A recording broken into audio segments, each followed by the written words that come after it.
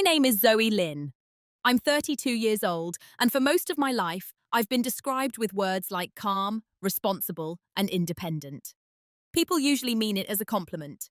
What they don't see is that independence can be something you grow into, or something you're forced into. Today, I work as a cultural preservation consultant based in Vancouver. I help families document their histories, restore old properties, and navigate inheritance transitions. It's ironic in a way. I've built a career around safeguarding legacy because mine nearly disappeared without me realizing it. Most people who meet me assume I had a stable upbringing. I don't overshare. I don't dramatize. I don't introduce myself as someone who was left behind. That phrasing sounds theatrical, and this isn't a story about revenge or public exposure. It's about realization. I was born in Canada, but my parents immigrated from southern China. When I was 7, they sent me back to our ancestral village temporarily. That was the word they used, temporary. 15 years later, I was still there. The explanation was always practical. The cost of living, immigration paperwork, better educational focus for my younger brother. He was born 2 years after me, and almost from the beginning, the narrative shifted. He was the one with potential, the one who needed concentrated resources, the one who would carry the family name forward. I was told I was strong, mature, adaptable. I didn't understand at the time that those compliments were scaffolding for abandonment. In the village, I lived with my grandparents. I learned dialects that my classmates in Vancouver would never know. I woke before sunrise to help with household work before school. I wrote letters to my parents that received shorter and shorter replies. On video calls, my brother would sit between them, their hands on his shoulders, talking about his coding classes and piano competitions. I was the daughter who didn't need as much. At least, that's what I believed. This story isn't about dramatic confrontations or explosive family dinners.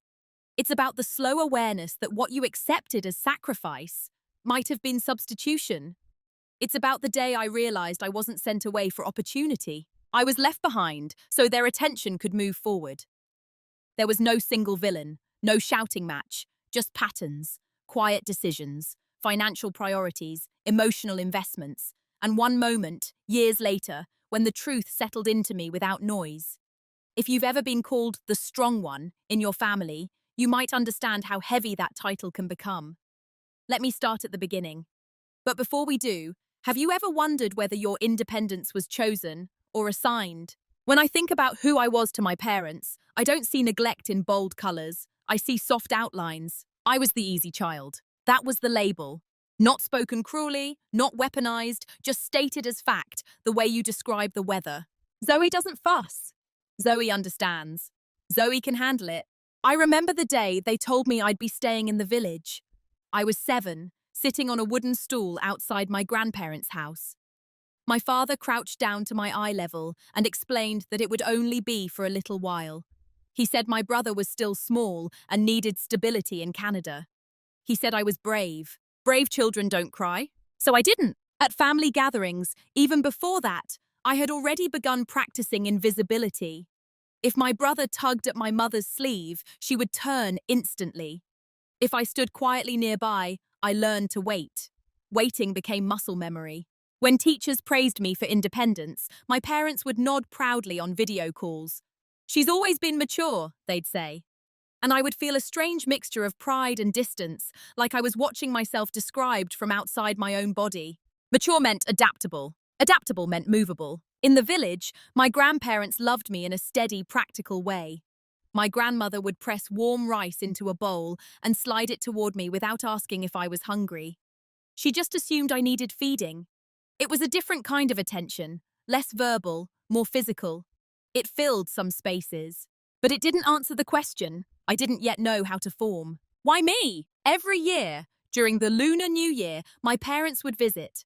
They brought gifts, branded sneakers, imported chocolates, a new winter coat that was slightly too big so I could grow into it. I understood even then that these items were proof they hadn't forgotten me. But gifts are easier to ship than presents. When they talked about my brother, their voices lifted half a note. They discussed his competitions, his teachers, and his potential.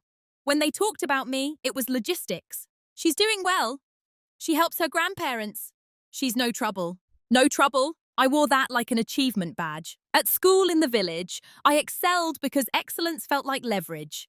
If I did well enough, maybe the timeline of temporary would shorten. I never asked directly when I was coming back to Canada. I sensed, even at 9 or 10, that asking would make things complicated. And complicated children are harder to love. So I streamlined myself. I became the reliable one. The one who didn't require monitoring. The one who could walk to school alone, cook simple meals, and translate documents for my grandparents by the time I was 13. Meanwhile, my brother learned coding and piano. Sometimes on video calls, he would complain about how busy he was. My parents would laugh sympathetically. "Hard work now means a bright future," my father would say. I absorbed that sentence like scripture. Hard work now means a bright future. I just didn't realize that in their version of the future, the spotlight had already been assigned. Looking back, I don't think they consciously thought, let's diminish our daughter. I think they thought, she'll be fine. And that belief, more than anything else, defined who I was to them. Not fragile, not urgent, not central, just fine. And when you're fine, you become background noise in your own family. I didn't resent it then. I interpreted it as trust, with respect, as evidence that I was strong enough to carry myself. But strength without choice can quietly turn into displacement. I didn't see that yet. I just kept being the easy child, the one who didn't make waves, the one who stayed. Part 2. The first small cut. The first time I felt something shift, it wasn't dramatic. There was no argument, no slammed doors, no cruel sentence that echoed for years. It was smaller than that. I was 10 years old, and my parents were visiting during the summer. The village was humid, heavy with the smell of wet soil and lychee trees. My brother had come with them. He was 8. We were sitting around the dinner table. My grandparents, my parents, my brother, and me. My grandmother had prepared my favorite dish, steamed egg custard with minced pork. She placed it in front of me first, smiling in that quiet way she did. Before I could pick up my spoon, my mother gently rotated the plate toward my brother. "Let him try first," she said. "He's picky. If he likes it, we'll know it's good." Everyone laughed lightly. It was harmless, practical. I remember freezing, not outwardly. I didn't move or react. I just paused inside. My grandmother hesitated for a fraction of a second before saying nothing. She adjusted another dish toward me instead. That was it. That was the first cut. It wasn't about the food. It was about priority. I had been waiting all year for them to visit. I had rehearsed in my head the way I would tell my mother about my exam scores. I had saved a drawing to show my father. But in that moment, I watched the small choreography of the table rearrange itself around my brother. He didn't ask for it. He didn't demand it. The world just pivoted toward him automatically. Later that evening, when my father asked how school was going, I told him I had ranked first in my class. He nodded approvingly. "That's good. Keep it up. Keep it up." Then he turned to my brother. "And you? How's the robotics competition preparation?" The conversation expanded. Details, follow-up questions, encouragement. I told myself it made sense. Robotics was complex, competitive, worth discussing. My grades were predictable, stable, expected. Stable things don't require conversation. That night, lying on the narrow wooden bed in my grandparents' house, I replayed the dinner in my head. I tried to identify whether I had imagined the feeling. Was I being sensitive? They didn't insult me. They didn't criticize me. They didn't deny me food or affection. They simply recalibrated around him, and everyone else adjusted accordingly. The next day, we went into town to buy school supplies. My brother needed a new backpack for the upcoming semester in Canada. My mother chose a durable, branded one with reinforced straps. When we passed a small shop selling notebooks, I mentioned that mine were almost full. My father said, "Your grandparents can buy those locally. Prices here are higher." He wasn't wrong. He was being financially logical. But logic, I began to understand, has weight distribution. On the bus ride back, my brother leaned against my mother's shoulder and fell asleep. I sat by the window, watching rice fields blur past. My reflection in the glass looked older than 10. That was the first time I consciously chose silence, not because I was afraid, but because I sensed that voicing discomfort would complicate a system that had already decided its center of gravity. Children are intuitive economists of attention. We measure where it flows and adjust our requests accordingly. So I adjusted. I told myself that being low maintenance was an advantage, that not needing much made me efficient, that independence was a form of power. I didn't realize that something small had already been subtracted. Not love, not entirely, just priority. And when priority shifts quietly, no one announces it. You just feel the room tilt, slightly, without anyone acknowledging the angle. I didn't confront them. I didn't even fully understand it. But I remembered. I always remembered. After that summer, I stopped labeling moments. I stopped asking myself whether something was fair. Instead, I began categorizing. Necessary, understandable, practical. It's amazing how quickly the mind can reframe exclusion as maturity. When I was 12, my parents called to tell me they were enrolling my brother in an elite private school in Vancouver. Tuition was expensive. My father explained it in numbers: investment, return, opportunity. You already adapt well, he said. Your situation in the village builds character. Builds character. At the time, I repeated that phrase like a mantra. Was character valuable, wasn't it? Grit, resilience, cultural grounding. These were traits people admired. Meanwhile, my brother was building networks, credentials, and access. Two different currencies, one appreciated faster. Whenever relatives visited the village, they would comment on how independent I was. I could cook simple meals by 13. I handled bank deposits for my grandparents. I translated official letters from Mandarin to the local dialect. She's like a little adult,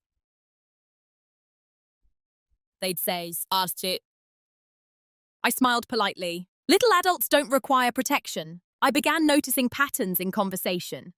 When my parents talked about the future, the sentence structure changed. For your brother, when he goes to university, when he studies abroad, when he takes over certain responsibilities. My future was described differently. You'll be fine anywhere. You're adaptable. You're strong. Strength became my assigned narrative arc. I didn't resent my brother. That's important. He wasn't cruel. He didn't mock me. On the rare occasions when we spoke privately, he would ask if village life was boring.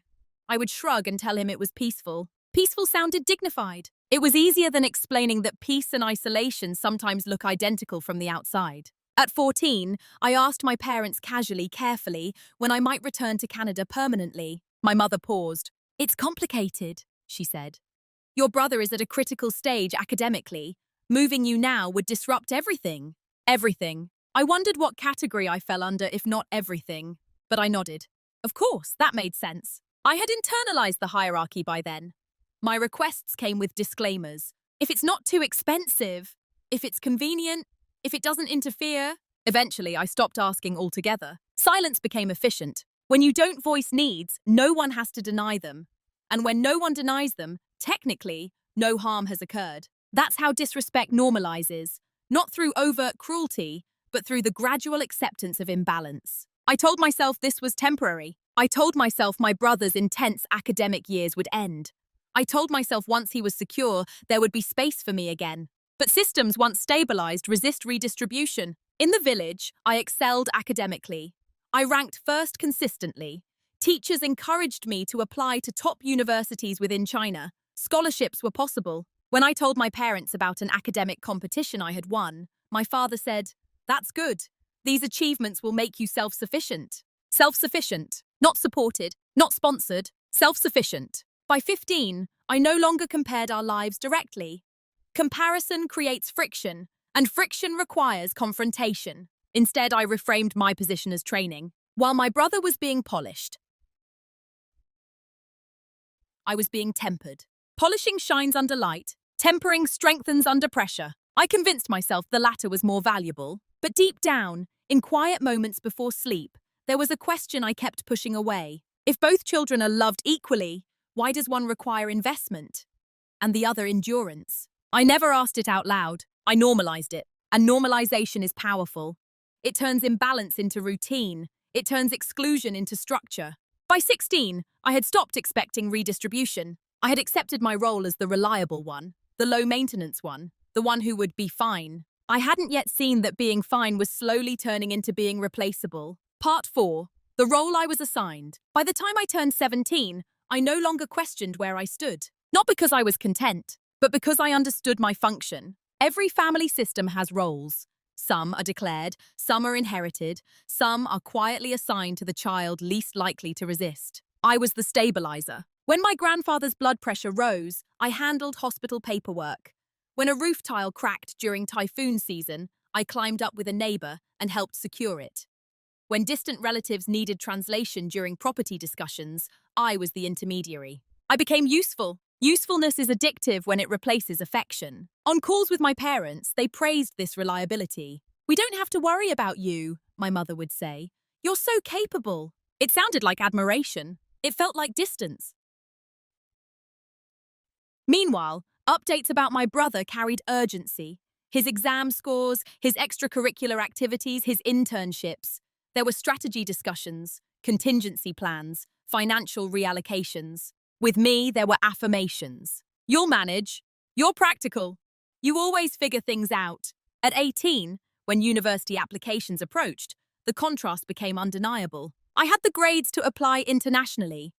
My teachers encouraged me to consider universities in Hong Kong, Singapore, and even back in Canada. When I brought it up gently, my father did the math out loud. "Your brother's tuition is already substantial. 2 overseas tuitions at once would stretch us thin." Stretch us thin. I nodded before he even finished the sentence. "I can apply locally I said. "There are good programs here." There was relief on the other end of the line. Relief. That was the moment I understood the role clearly. I was the buffer, the one who absorbed pressure so the system wouldn't crack. It wasn't malicious. It was strategic, from their perspective. Invest heavily in the son positioned to carry the family name forward in Western society. Allow the daughter, who has proven adaptable, to build herself wherever she lands. I don't believe they sat at a table and chose me as secondary, but they responded to incentives, and I was less risky, less expensive, less urgent, so I optimized myself accordingly. I chose a university near the village with a strong program in heritage studies and property law.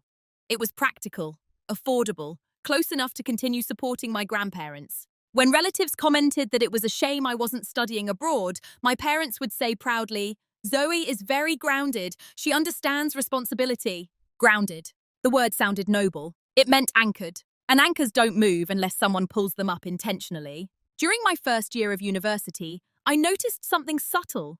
Whenever the extended family discussed future inheritance of ancestral property, conversations tilted toward my brother, despite his never having lived there. "He's the son," someone would say casually.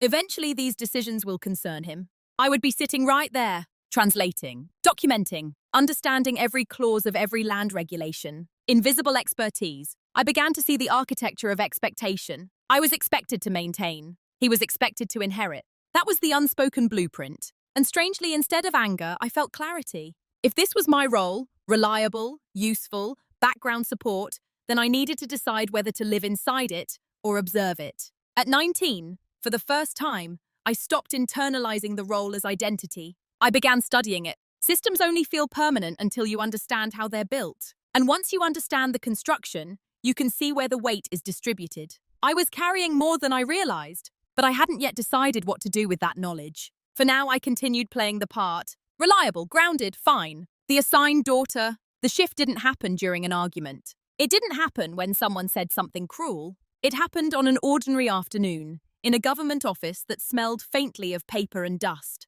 I was 21, home from university for the summer, helping my grandfather review updated land registration documents. The ancestral house, our house, sat on property that had been in the family for generations. The paperwork was complex, layered with historical transfers and regulatory changes. My grandfather trusted me with it because I was good with documents. I remember sitting at a metal desk under fluorescent lights, flipping through stamped pages, ownership clauses, inheritance conditions, lineage verification requirements. That was when I saw it. In the most recent draft filed years earlier, while I was still in high school, the projected primary heir listed for administrative continuity was my brother. Not because he had contributed, not because he had lived there, but because he was the son residing abroad. The phrasing was bureaucratic, neutral, clean. Designated successor representative for overseas continuity. I stared at the line longer than necessary. It wasn't that I expected to be named automatically. It was that no one had mentioned this. Not my parents. Not during any discussion about family planning. Not when I translated earlier documents. This version had been filed quietly during one of their visits. I asked my grandfather about it gently. He looked confused at first. "Oh, your father handled that," he said. He said it would be easier legally in the future. Easier? For whom? I didn't confront anyone. I didn't call my parents. I didn't accuse. Instead, something inside me went very still. Up until that moment, I had framed my experience as circumstantial, financial limitation, immigration complexity, timing. But this wasn't timing. This was the direction. This was planning for a future in which I maintained the structure, while someone else represented it. I walked home slowly that day. The village roads were uneven, cracked in places where tree roots pushed upward. I had walked those paths thousands of times, carried groceries, balanced buckets of water, memorized every turn. I had assumed familiarity equaled belonging, but belonging, I realized, is often documented. It's written into plans, into signatures, into forward-looking decisions. And I had not been written into the forward part. That evening, my grandmother handed me a bowl of cut fruit. She didn't know what I had seen. She didn't know anything had shifted, but I did. The realization wasn't loud. It didn't come with anger or tears. It came with clarity. I understood, in that quiet government office, that my 15 years in the village had not been a temporary bridge. There had been a redistribution. Their attention, resources, and long-term positioning had moved toward my brother years ago. I had been placed where I was most convenient, strong enough to endure, close enough to maintain, far enough not to compete. For the first time, I allowed myself to form the sentence fully. I wasn't left here because I was brave. I was left here so they could focus on him. The sentence didn't break me. It rearranged me. Because once you understand the design, you stop negotiating with illusions. That night, I took out the thin red thread bracelet my grandmother had tied around my wrist when I was 7, the day my parents first left me in the village. She had said it was for protection. I used to think it meant protection from bad luck. Now I understand. It was protection from forgetting myself. The shift wasn't external. Nothing changed the next day. But inside me, something fundamental moved from confusion to awareness. And awareness is irreversible. Part 6. Silence becomes a choice. After that afternoon in the government office, I didn't confront anyone. I didn't call my parents to demand explanations. I didn't question my grandfather. I didn't rewrite the document. I did something quieter. I stopped being unconsciously silent and started being intentionally silent. There's a difference. Before, my silence had been adaptive. It protected harmony. It prevented inconvenience. It made me the easy daughter. Now my silence was observational. When you stop reacting emotionally, people reveal more than they realize. That summer, my parents visited again. My brother had just finished a prestigious internship in Vancouver. There was celebration in their voices before they even arrived. At dinner, my father spoke about long-term positioning. He discussed real estate markets in Canada, global mobility, and future expansion. My brother listened with mild interest, occasionally nodding. No one mentioned the ancestral property paperwork. No one mentioned me. I watched the conversation like a case study. I noticed how decisions were framed around efficiency, around return on investment, around the continuity of the family name in Western systems. I noticed how my presence was assumed rather than consulted. "You'll always keep the village side stable," my mother said casually to me one afternoon while folding laundry. It wasn't a request. It was an expectation. Before, I would have nodded automatically. This time I nodded, but internally I filed the statement away. Always. That word carries weight. Silence became my strategy. When relatives discussed inheritance assumptions, I didn't argue. I asked clarifying questions instead. What specific criteria determine administrative succession? How does residency impact land authority? What happens if the designated successor declines responsibility? They answered comfortably, assuming my curiosity was academic. They didn't realize I was mapping contingency paths. At university, I shifted my electives toward property law, estate transition frameworks, and cross-border inheritance policy. Professors thought I was just focused. I was, but not in the way they assumed. My brother, meanwhile, flourished. His achievements were posted proudly on social media. Scholarships, awards, public recognition. I didn't resent him. Resentment is reactive, and I had moved beyond reaction. I was studying structure. The more I learned, the more I understood something critical. Legal systems care about documentation, not assumptions. Expectations are emotional. Authority is procedural. And I had proximity to the procedure. Back in the village, I had access to original deeds, historical registries, and elder testimonies. I understood the nuances of rural land classification in a way my brother never would from Vancouver. But I didn't announce this advantage. I let everyone continue believing I was simply maintaining the background. Silence can look like compliance. That's why it's underestimated. One evening, my brother asked casually during a call, "You're not bored there? Don't you want something bigger?" I smiled softly. "I'm learning a lot." He laughed lightly. "About farm? No," I replied calmly. "About foundations." He didn't understand the double meaning. That was fine. By 22, I had fully accepted the emotional truth. I had been left behind so resources could consolidate around him. But instead of breaking under that realization, I repositioned. If I had been placed at the foundation, then I would understand it better than anyone. And foundations, when shifted, change entire structures. No confrontation, no rebellion, just deliberate quiet. Others mistook my composure for continued compliance. They didn't realize it was a calculation, because silence when chosen is not weakness. It is control over timing. And timing is everything. Part 7. What they never noticed. Preparation doesn't look dramatic. It looks like routine. That's why no one noticed when mine began. After the shift at 21, I structured my life around two parallel tracks: visible responsibility and invisible positioning. On the surface, nothing changed. I continued helping my grandparents manage the ancestral house. I handled repairs. I attended village council meetings when land use regulations were discussed. I translated official correspondence. I maintained relationships with neighboring families whose properties bordered ours. I remained reliable. But underneath that reliability, I began documenting everything. Not emotionally, legally. I created digital archives of every land certificate, historical transfer, tax receipt, and amendment. I cross-referenced registry numbers with provincial databases. I noted inconsistencies in boundary descriptions that had gone uncorrected for decades. Most people treat ancestral property as sentimental heritage. I treated it as structured leverage. At university, my final thesis focused on cross-border inheritance vulnerabilities in diaspora families. My professors praised the specificity of my case studies. They didn't know one of them was my own. I learned how overseas heirs often underestimate rural regulatory shifts, how failure to maintain an active administrative presence could create openings for reclassification, how designated successors without local participation sometimes lost procedural authority over time. I wasn't looking for loopholes. I was mapping reality. Meanwhile, my brother's life accelerated in Vancouver. Graduate school offers, networking events, photos with mentors. My parents invested heavily, financially and emotionally. During calls, my mother would say, "You're so lucky to have quiet time to focus." Lucky! I used to resent that word. Now I understand its irony. Quiet is space, and space is strategic. At 24, I began assisting a local attorney who specialized in rural estate transitions. At first, I volunteered. Then I became a paid consultant. My fluency in both legal Mandarin and regional dialect made me valuable in mediations between elderly landholders and government offices. I learned how disputes actually unfold, not theoretically, but procedurally. I saw how documentation outranked assumptions every time.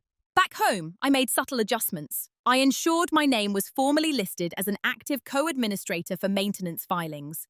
Not heir, not a successor, just operational contact. No one objected. Why would they? I was already doing the work. My grandfather signed the necessary authorizations without hesitation. He trusted me. I had been physically present for 15 years. Presence accumulates credibility. That was something my brother's resume couldn't replicate from overseas. Still, I never framed this as competition. It wasn't about defeating him. It was about no longer being invisible in the future planning of my own life. What they never noticed was that my self-sufficiency had evolved. It was no longer reactive resilience. It was infrastructural awareness. I understood zoning updates before my father did. I knew which neighbouring parcels were at risk of government reclamation.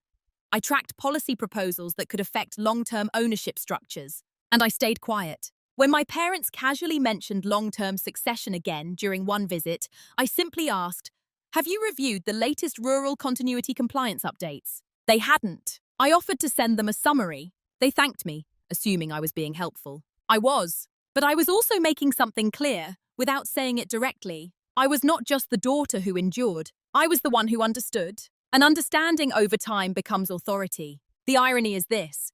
They believed leaving me in the village meant limiting my exposure. What it actually did was embed me in the core. They thought I was background support. They didn't see that I had become structural. Preparation doesn't announce itself. It accumulates quietly like interest. And by 26, I had accumulated far more than they realized. Not power in the dramatic sense, but position. And position determines outcome long before confrontation ever happens. The moment of leverage didn't arrive with celebration. It arrived with paperwork. I was 26 when my grandfather's health began to decline more noticeably.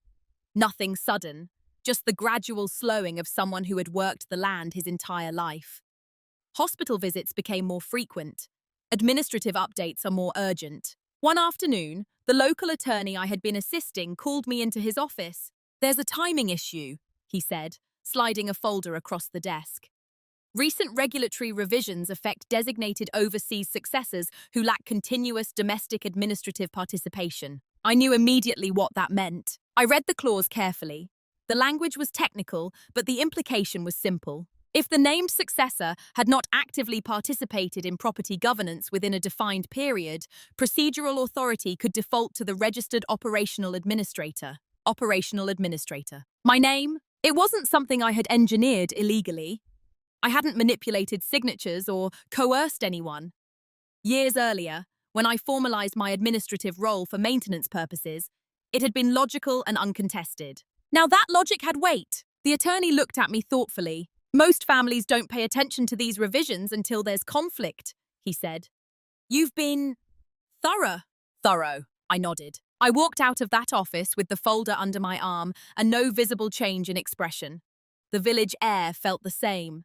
The road home was the same uneven path I had walked since childhood. But internally, everything was clear. For 15 years, I had been positioned as peripheral to long-term planning. Now, by virtue of presence and documented participation, I was structurally central. I didn't feel triumphant. I felt symmetry. For the first time, the reality of my lived contribution matched the legal architecture. I didn't call my parents immediately. I didn't update my brother. I sat at the wooden table in my grandparents' house that evening and reviewed the documents again under a soft yellow lamp. I traced the timeline, from the day I was left in the village, to the quiet filing of my administrative role, to the recent regulatory revision. It wasn't fate. It wasn't revenge. It was an alignment between effort and authority. I realized something important in that moment. Leverage doesn't need to be used aggressively to be powerful. It only needs to exist. For years, I had wondered whether I mattered in the long-term structure of my own family. The answer had been hidden in plain sight. I mattered because I stayed. Not emotionally, procedurally. My brother's name remained on earlier projections, but projections are conditional. Documentation is not. That night, I didn't sleep much. Not from anxiety, but from clarity. I finally understood the full arc. They had left me in the village, believing I would remain a stable background support while they concentrated forward momentum elsewhere. They hadn't anticipated that background support, sustained over time, becomes foundational authority. Still, I had a choice. I could inform them immediately and shift the dynamic abruptly, or I could wait. I chose to wait, not out of fear, but because leverage is strongest when paired with timing. The reveal when it came needed to be quiet, private, undeniable, and entirely within the boundaries of the system they trusted. I folded the documents carefully and placed them in a secure file. No celebration, no announcement. Just the calm understanding that the girl who had been left behind was no longer peripheral to the future. I wasn't secondary. I was positioned. Leverage creates options, and options demand decisions. For weeks after discovering the regulatory shift, I carried the knowledge quietly. My daily routine didn't change. I accompanied my grandfather to medical appointments. I attended council meetings. I continued assisting the attorney. Externally, I was still the reliable granddaughter in the village. Internally, I was evaluating paths. There were several. Option 1. Say nothing. Allow assumptions to continue. Let the structure eventually correct itself when the time came. This would preserve harmony, no disruption, no confrontation. Option 2. Inform my parents immediately, frame it as a technical update, and collaboratively restructure succession planning. This would be transparent, but it would also expose how long I had been preparing. Option 3. Formalize the updated administrative authority fully, secure long-term control within legal bounds, and only reveal it when necessary. None of these options involved revenge. That was never the goal. The real question was simpler and harder. Did I want to remain the stabilizer, or did I want recognition? Not praise. Recognition?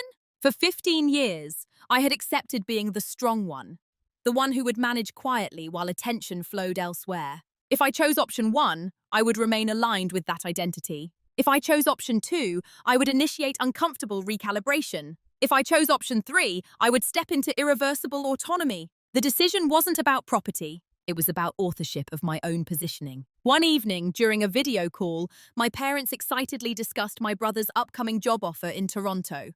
Relocation packages, stock options, long-term growth potential. My father said casually, "Once he's fully settled, we can think about consolidating everything under one strategic plan." Consolidating everything? I asked calmly, what does that include? The Canadian investments, the ancestral property, future holdings. He replied, "It's cleaner if one person oversees." One person. I watched their faces through the screen.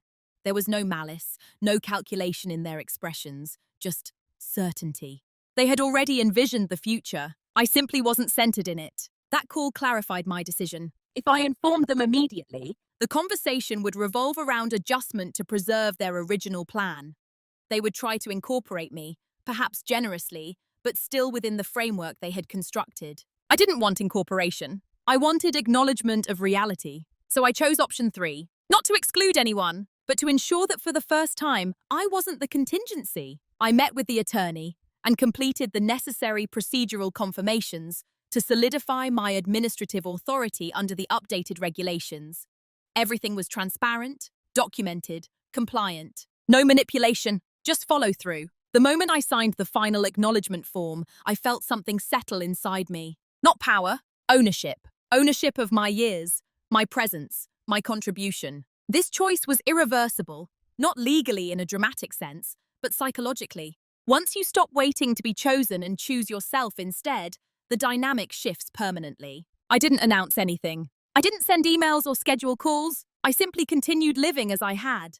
Except now, the foundation beneath me was officially aligned with the life I had actually lived. They didn't notice the shift. Not yet. But systems always reveal changes eventually. And when they did, I intended to be calm, because this wasn't about proving them wrong.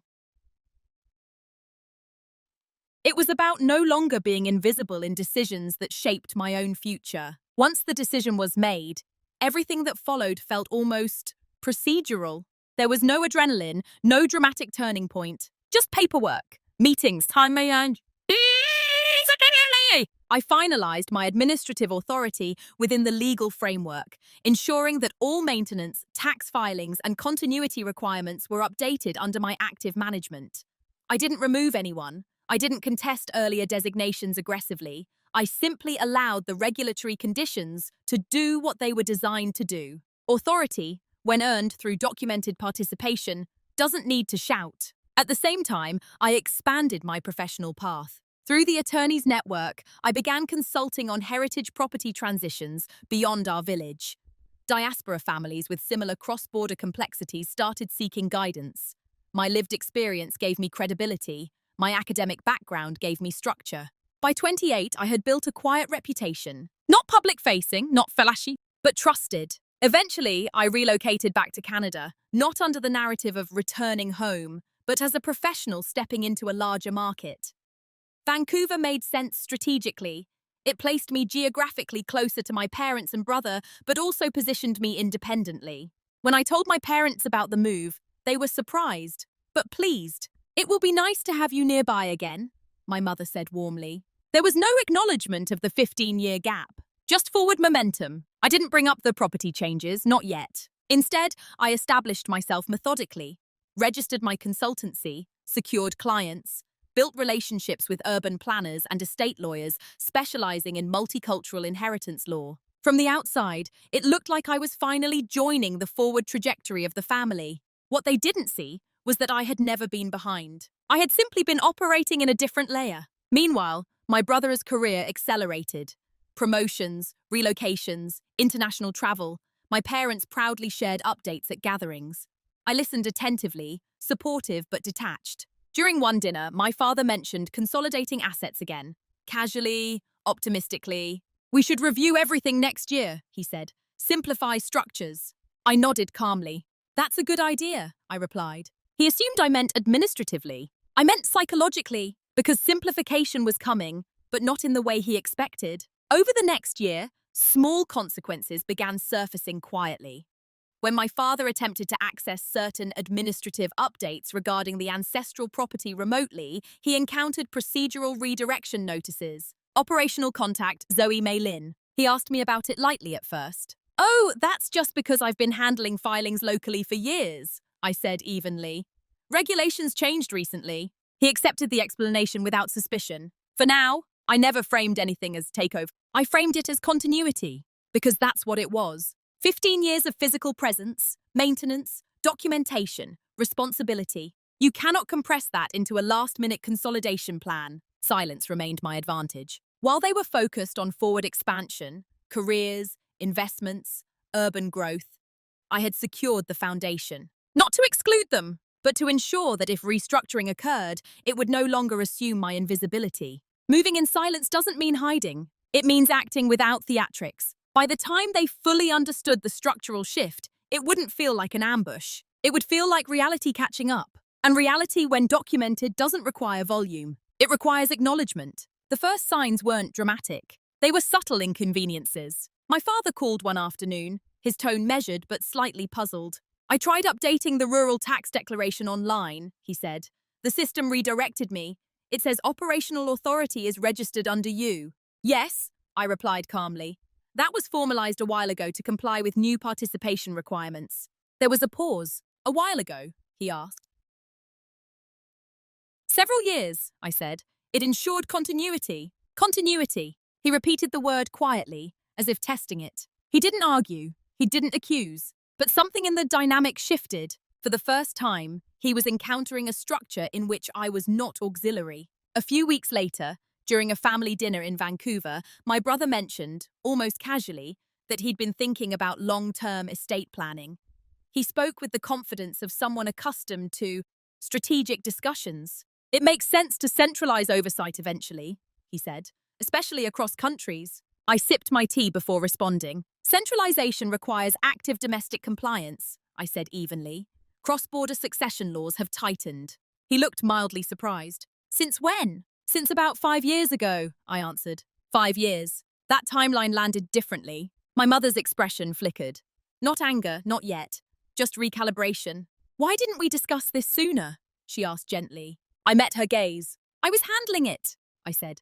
There wasn't an issue. And that was the truth. There hadn't been an issue until consolidation was mentioned. Consequences don't always arrive as explosions. Sometimes they arrive as realization. Over the next few months, more questions surfaced. My father requested documentation copies. My brother asked about technical clauses. They reviewed the regulatory changes I had already internalized years earlier. What unsettled them wasn't that I had done something wrong. It was that I had done something decisive without needing approval. The stabilizer had acted independently. At one point, my brother asked directly, "Are you saying I can't oversee the ancestral property in the future?" I didn't react defensively. "I'm saying oversight requires sustained participation," I replied. "Not projection." Projection. He understood the implication. My parents began visiting the village more frequently after that. They attended council meetings they had previously delegated to me. They reviewed land classifications personally. But presence accumulated slowly, and I had 15 years. No one shouted. No one accused me of betrayal. But I could feel the subtle discomfort, the realization that the quiet daughter had not simply endured. She had positioned. There's a particular kind of loss that doesn't announce itself. It's the loss of assumption. For years, they had assumed I would remain the background support in a plan centered elsewhere. Now that assumption was dissolving. Not because I fought them, because I prepared. One evening, my mother called privately. "You seem different," she said softly. "I am," I replied. Not colder, not distant, just no longer waiting. Consequences were unfolding, not as punishment, but as recalibration. They were beginning to understand that the daughter who had been left behind had not been paused. She had been building. And building quietly changes power dynamics long before anyone feels the shift. Awareness, once it arrives, makes people restless. After months of subtle procedural friction, the conversations changed tone. There was no anger, no accusations, but there was urgency. My parents invited me over one Sunday afternoon. My brother was there too. Papers were spread across the dining table, printouts of rural compliance updates, inheritance clauses, administrative timelines. It looked like preparation. It felt like catching up. My father spoke first. We didn't realize the participation requirements were so strict, he said carefully. If we restructure now, perhaps we can adjust the designated succession. Adjust. The word hovered between us. I listened without interrupting. My brother leaned forward. It's not about control, he added. It's about long-term unity. It makes sense for everything to be streamlined. Unity. Streamlined. Language can soften intention, but it can't erase timing. I placed my hands calmly on the table. The structure reflects active involvement, I said evenly. It isn't arbitrary. It documents who has been present. Silence followed. For the first time, the past 15 years were sitting in the room, not as memory, but as measurable participation. My mother's voice was quieter than usual. We thought you were okay there, she said. I nodded. I was, I replied. That was the part they struggled with. There had been no rebellion, no visible suffering, no dramatic withdrawal of affection. I had performed strength so convincingly that they believed it required no adjustment. We didn't mean to sideline you, my father said. I believed him. Intent and impact rarely align perfectly, but impact doesn't reverse itself just because intent was softer. My brother exhaled slowly. So what are you saying? That it stays like this? I met his eyes. I'm saying the foundation matches reality, I answered. Changing it now would mean rewriting years of documented participation. There it was. Not defiance, finality. They could attempt legal appeals. They could reallocate through complex restructuring.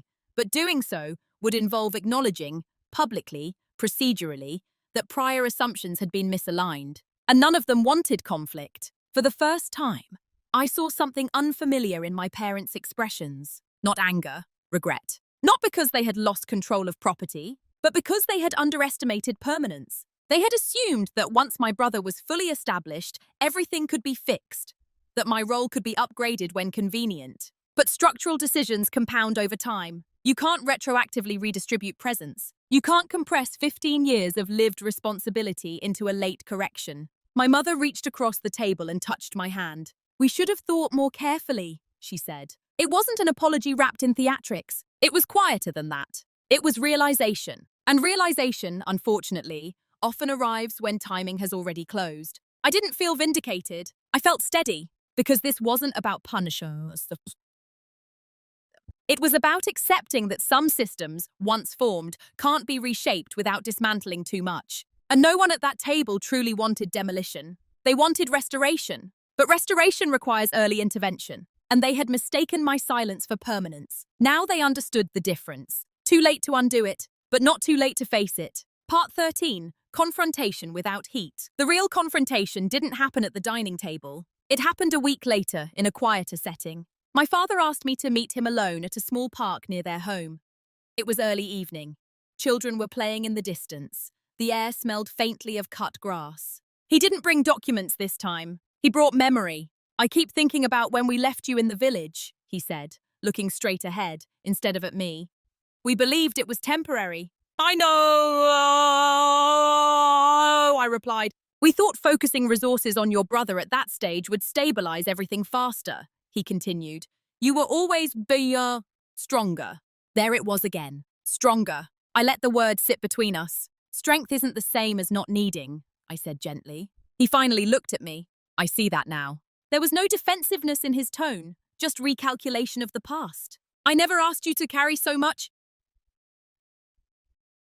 he added. You didn't have to, I answered calmly. It was assigned by default. That sentence could have sounded accusatory. I didn't let it. This wasn't a trial. It was a clarification. He exhaled slowly. We assumed we could rebalance later. I nodded. That assumption shaped everything, I said. For a few minutes, neither of us spoke. The sounds of the park filled the silence. He wasn't angry about the property. He was unsettled by what it represented.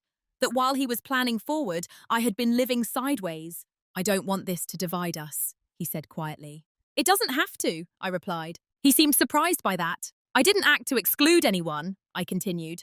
I acted because I realized I wasn't included in long-term decisions. There's a difference. He absorbed that slowly. For years, I had imagined this kind of conversation differently, if it ever happened at all. I had pictured raised voices, emotional release, dramatic acknowledgement. Instead, it felt clinical, honest, measured. No one was the villain. No one was the victim. We were simply examining the architecture of choices. I underestimated how permanent some of those choices were, he admitted.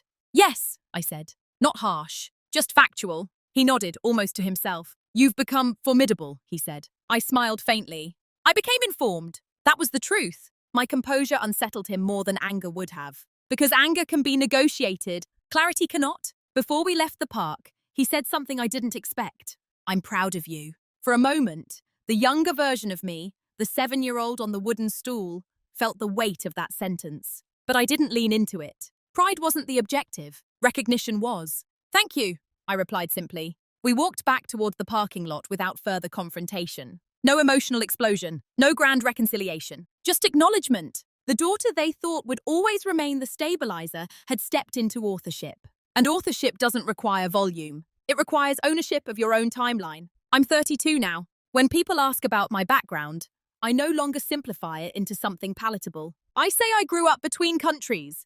I say I specialize in heritage continuity. I say I understand what happens when families assume time will fix what structure has already set. But I don't say I was abandoned, because that isn't the full truth. I was repositioned. And in that repositioning, I discovered who I am without waiting for approval. My relationship with my parents is different now. Not colder, not dramatic, just recalibrated. They consult me on property decisions, not out of obligation, but out of recognition. My brother and I speak as adults navigating parallel paths rather than competing narratives. He once admitted, half joking, you understand the foundation better than any of us. He meant the land. I understood he meant more. There's no bitterness left in me. Bitterness requires holding on to an earlier version of yourself, the one who expected something different. I don't hold her anymore. I honor her. The girl who sat quietly at dinner tables, who internalized easy child as identity, who mistook invisibility for maturity. She survived the system she was placed in. But I am not her. I am someone who understands systems, someone who knows that silence can be survival and later strategy, someone who recognizes that love can exist alongside miscalculation. That's the hardest part for many people to accept. My parents loved me. They also prioritized differently. Both statements can be true. The ancestral house still stands. I visit regularly. I maintain it not as a burden, but as a conscious choice. The difference between assignment and choice changes everything. Sometimes I walk the same uneven roads I walked at 7. The air smells the same after rain. The wooden beams of the house still creak at night. But I don't feel left there anymore. I feel anchored by decision, not default. Professionally, I now guide families through the very blind spots mine experienced. I help them see how unspoken hierarchies form, how logistical decisions ripple emotionally, how documentation shapes identity. And when clients tell me, we assumed our daughter would just be fine, I pause. I ask them gently, have you confirmed that with her? Because being fine can hide a lifetime of silent recalibration. I don't regret the 15 years. They built competence. They built perspective. They built leverage. Most importantly, they built self-trust. I no longer wait to be included in plans. I draft my own. And I don't do it loudly. Quiet dominance isn't about overpowering anyone. It's about knowing your position so clearly that no one can quietly move you again. That's who I am now. Not the easy child. Not the overlooked daughter. But the author of my own placement. When I look back at the day my parents left me in our ancestral village, I no longer see a single moment of abandonment. I see a decision made under pressure. I see priorities shaped by fear and ambition.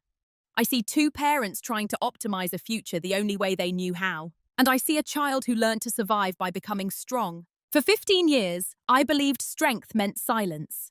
I believed love meant not asking for more. I believed being low maintenance was a virtue. It took me a long time to understand that endurance and invisibility are not the same thing. I wasn't left behind because I lacked potential.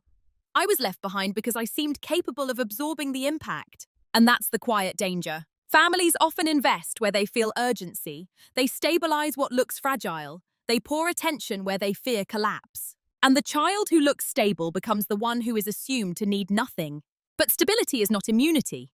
Being strong does not mean being optional. My story isn't about taking something from my brother. It's about refusing to remain structurally secondary in my own life. I didn't fight, I didn't shout, I didn't humiliate anyone. I prepared, I understood, I positioned. And when the time came, I chose myself without asking permission. That is the core of quiet dominance. Not revenge, not spectacle, just clarity. If you've ever been the easy one in your family, the adaptable one, the one who will be fine, I want you to consider something gently. Have you mistaken survival skills for identity? And if so, what would it look like to choose your position consciously instead of inheriting it silently?